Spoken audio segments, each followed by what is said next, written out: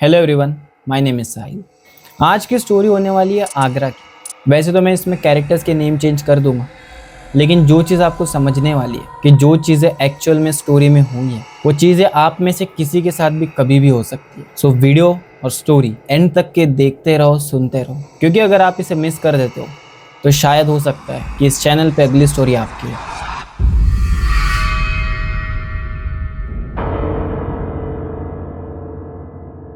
तो दोस्तों, आज की कहानी शुरू होती है अनिकेत से। अनिकेत की फैमिली में बेसिकली 4 लोग थे। उसके पापा, उसकी मम्मी, अनिकेत खुद और उसका एक छोटा भाई जो महज अभी 6 महीने का था। अनिकेत की फैमिली आगरा में रहा करती थी और एक मिडिल क्लास फैमिली थी। सो जो भी सारे फैमिली से वगैरह थे, इनका कनेक्शन बहुत ज़्यादा अच्छे थे। सो दोस्तों, मेन स्टोरी शुरू होती है 1997 में। 1997 में अनिकेत की जो नानी होती है वो अचानक एक गेट टुगेदर का फंक्शन रखती है। उनका जो घर था, कह सकते हो जो नानी का घर था, वो आगरा से करीब 30 से 35 किलोमीटर की दूरी पे था। तो जो अनिकेत की फैमिली होती है वो भी इनवाइटेड होती है उसमें। सो अनिकेत अपनी फैमिली को लेके आगरा से उनके जो गांव होता है, जो नानी का घर होता है, वहाँ पहुँच जाते हैं। अब जो अनिकेत के पापा का प्लान था वो था कि वो सुबह वहाँ पे जाएंगे, दिन भर जो भी सारी मौज मस्ती है वो करेंगे एंड शाम होते होते वो अपने घर लौट आएंगे, क्योंकि उन्हें अगले दिन फिर ऑफिस वगैरह भी जाना होता है। तो ये इनका कुछ इस दिन का शेड्यूल था। सो ये लोग सुबह वहां पहुंच जाते हैं। दोपहर तक के बहुत सारी मस्ती होती है, जो भी सारी चीजें वहां पे एंजॉयमेंट होता है, सारे फैमिली मेंबर्स मिल जाते हैं। और इतने सारे फैमिली मेंबर्स इतने दिनों बाद मिलने के बाद बहुत सारी बातें होती है, कई सारे हंसी मजाक, बहुत सारी चीजें होती है। सो काइंड ऑफ कह सकते हो जो गेट टुगेदर था वो एक सक्सेसफुल गेट टुगेदर था। इसके बाद दोस्तों शाम होती है और शाम के करीब 6 साढ़े 6 बज रहे होते हैं और इसी समय अनिकेत के पापा कहते हैं कि अभी हम लोग चलते हैं। तो अनिकेत की जो नानी होती है वो कहती है कि बेटा अभी ना थोड़ा समय ठीक नहीं लग रहा है, एक काम करना, तुम ना कल चले जाना। तो अनिकेत के पापा इस पे कहते हैं कि ये पॉसिबल नहीं है, क्योंकि कल मेरा ऑफिस है और ज़्यादा दूरी पे भी नहीं है, करीब 30 से 35 किलोमीटर का डिस्टेंस है, तो मैं इनको सेफली 2 घंटे तक पहुंचा दूंगा। अनिकेत की नानी को बहुत अजीब लग रहा होता है। वो सोचती है कि कुछ शायद गलत होने वाला है, बट जिसे वो बता नहीं पा रही। तो वो क्या करती है, जो अनिकेत होता है और उसका जो छोटा भाई होता है, उनके पास एक एक माचिस की डिब्बी देती है। उनका ये मानना था और अक्सर कहा भी जाता है कि अगर आपके पास माचिस की डिब्बी होती है तो जो भी सारी एंटिटीज़ या भूत प्रेत होते हैं वो आप पे अटैक नहीं करते। और इसी सोच के साथ जो उनकी नानी थी, उन्होंने अनिकेत को एक माचिस की डिब्बी दी और जो उनका छोटा भाई था उसे एक माचिस की डिब्बी दी। लेकिन इस मोमेंट पर अनिकेत को तो पता नहीं होता है कि ये माचिस की डिब्बी दी क्यों है। तो अनिकेत सोचता है कि क्यों ना उसके भाई की भी माचिस की डिब्बी मैं अपने पास रख लेता हूँ। तो वो एग्जैक्ट वैसे ही करता है, जो उनका 6 महीने का भाई होता है उसके पास से माचिस की डिब्बी अपने पास रख लेता है, ये कह के कि शायद ही घुमा देगा। अब कहीं ना कहीं बात ठीक भी है, क्योंकि उसे उसका एक्चुअल रीजन तो पता नहीं है और कोई उसे बताना भी नहीं चाहिए। अब दोस्तों करीब 7:30 बज रहे होते हैं और ये लोग, जो इनकी नानी होती है, उनके घर से करीब 4 से 5 किलोमीटर डिस्टेंस ट्रैवल कर चुके होते हैं। और ये लोग बेसिकली स्कूटर पे होते हैं, जो स्कूटर आपको पता होगा जो पुराने ज़माने में बहुत चला करते थे, वो स्कूटर। उस स्कूटर को अगर आप इमेजिन करो तो अनिकेत आगे खड़े थे, उनके पीछे उनके पापा गाड़ी चला रहे थे और उनके पीछे अनिकेत की मम्मी, जो अनिकेत के छोटे भाई हैं, उन्हें पकड़ के थी। दोस्तों इसी समय क्या होता है कि ये लोग एक शमशान घाट के आगे से क्रॉस करते हैं। अब उस समय उस शमशान घाट पे कोई ध्यान नहीं देता है, क्योंकि वैसे ही कच्चा रास्ता है, ऊपर से जो शाम हो चुकी है, थोड़ा अंधेरा हो चुका है और सुनसान सा रोड है, इस वजह से कोई भी उस शमशान घाट पे इतना ध्यान नहीं देता है। लेकिन जैसे उस शमशान घाट को लोग क्रॉस करते हैं, तो शमशान घाट आप यहाँ समझ लो, और करीब यहाँ से 15 कदमों या 20 कदमों की दूरी पे जो उनका स्कूटर होता है, उसका जो पीछे वाला टायर होता है वो फट जाता है। इसके बाद जैसे ही अनिकेत के पापा उतर के देखते हैं तो उन्हें समझ में आ जाता है कि इसे ठीक करने में थोड़ा टाइम लगेगा, क्योंकि आप सबको पता होगा कि स्कूटर में एक स्टेपनी भी होती है, तो आप उसको स्टेपनी को अगर चेंज कर देते हो तो आपका काम बन जाता है। तो फिर भी इस काम में करीब करीब 15 से 20 मिनट का तो मिनिमम समय लगने वाला था, ये उसके पापा को पता था। और क्योंकि घना अंधेरा है, ऊपर से कच्चा रास्ता है, सुनसान सा रोड है, तो उन्हें डर भी था कि कहीं लूटपाट वगैरह वाली कोई चीज़ें या ना हो। इसी वजह से वो तुरंत गाड़ी से उतरते हैं और जो स्टेपनी होती है वो लगाने के लिए कोशिश में लग जाते हैं। अब जो अनिकेत की मम्मी होती है वो ऐसे ही इधर उधर देख रही होती है, वैसे ही उनका ध्यान जाता है कि शमशान घाट में ही जो उसका गेट है, गेट के थोड़ा पीछे एक बुजुर्ग सा आदमी खड़ा है। वो जो आदमी होता है वो उन्हें लगातार घूरे जा रहा है और जो वो बुजुर्ग आदमी है उसके दोनों हाथों में लाठी है। अब ये सब जैसे अनिकेत की मम्मी देखती है वो तो काफ़ी घबरा जाती है, तो वो अनिकेत के पापा को कहती है कि ज़रा देख लो कि वहाँ कौन है। तो अनिकेत के पापा अपना काम छोड़ते और देखते हैं, तो वो देखते हैं कि वहां तो कोई है ही नहीं। तो अनिकेत के पापा जो है वो अनिकेत की मम्मी को बहुत डांटते हैं कि ये सब फालतू चीजें मत करो, पहले देखो बच्चे साथ में हैं, ये लोग घबरा जाएंगे। अब अनिकेत की मम्मी उस समय के लिए तो शांत हो जाती है क्योंकि वो कुछ कह नहीं सकती थी, लेकिन ये सब होते हुए अनिकेत देख रहा था। इसके बाद उसकी मम्मी लगातार उस बूढ़े आदमी को देख रही है और उन्हें देखते हुए अनिकेत भी जब देखता है तो अनिकेत को भी उसी जगह पे एक बूढ़ा आदमी नजर आता है। अब सिचुएशन ऐसी हो गई थी कि वो जो आदमी है वो अनिकेत को नजर आ रहा है, उनकी मम्मी को नजर आ रहा है, लेकिन उनके पापा को नजर नहीं आ रहा है। अब दोस्तों एक और तो अनिकेत के पापा ऑलमोस्ट अपना काम फिनिश कर चुके थे, तो तभी अनिकेत की मम्मी और अनिकेत देखते हैं कि वो जो आदमी शमशान के पीछे खड़ा था वो उस गेट से बाहर निकल के शमशान को लग के एक दीवार है वहां पे टेक के खड़ा है एंड इन्हें ही देख रहा है। ये लोग बहुत डर जाते हैं, बट सेम चीज कि पापा को बताए तो बताए कैसे। फिर इसके बाद जो उनका स्कूटर है वो ठीक हो जाता है एंड वो जो कच्चा रास्ता उस पर धीरे धीरे चलना शुरू करते हैं लोग। अब दोस्तों अनिकेत की मम्मी और अनिकेत तो बहुत घबराए हुए होते हैं। तो अनिकेत की मम्मी जैसे स्कूटर शुरू होता है और थोड़ा रफ्तार पकड़ता है तो वो हल्के से ना पीछे मुड़ के देखती है। अब जैसे ही वो पीछे मुड़ती है तो वो देखती है जो बूढ़ा आदमी था जो ठीक से ना खड़ा भी नहीं रह पा रहा था, वो बूढ़ा आदमी उनके पीछे बहुत तेजी से भाग के आ रहा है। वो इतना डर जाती है कि वो ना अनिकेत के पापा का शोल्डर जोर से दबा देती है एंड बस अपनी आंखें बंद कर लेती है। इतने में उन्हें फील होता है कि शायद कोई चीज उनके अंदर से पास होकर आगे गई। अब दोस्तों थोड़ी देर में ये लोग घर वापस आते हैं एंड जैसे ही घर वापस आते हैं ना तो उसी रात जो उनका सबसे छोटा बेटा होता है उसकी तबीयत बिगड़ने लगती है। उसे अचानक से फीवर चढ़ने लगता है, साथ साथ उसे वोमिटिंग हो रही है, लूज मोशन हो रहा है, बहुत सारी चीज़ें साथ साथ होती है उसे। तो पूरी फैमिली सोचती है कि इसे क्या हो गया एकदम से। तो कुछ लोग कहते हैं कि शायद हो सकता है इसे हवा लग गई हो, जो इतना शाम को ट्रैवल वगैरह करके आ रहे हैं। तो ये चीज़ को मान के जो भी नेसेसरी फर्स्ट एड जो होता है वो उसे दे देते हैं एंड रात को सो जाते हैं। सुबह जैसे ही ये लोग उठते हैं तो देखते हैं जो वो छोटा बच्चा है उसे करीब 102-103 डिग्री का बुखार हुआ था और इसके साथ साथ जो सारी वोमिटिंग थी, वो जो भी सारा लूज मोशन था वो और ज़्यादा बढ़ गया था। अब ये सारी चीज़ें हो रही होती हैं तो वहाँ कुछ लोग होते हैं वो कहते हैं कि एक काम करो, इसे ना हॉस्पिटल ले जाओ क्योंकि इसकी जो तबीयत है, जो इसकी हालत है वो ऐसे ठीक नहीं हो रही है। तो उसे फिर हॉस्पिटल ले जाया जाता है एंड वहाँ पर उसका इलाज शुरू होता है। बट स्ट्रेंज बात ये होती है कि उसका इलाज वहाँ पे हो ही नहीं पाता।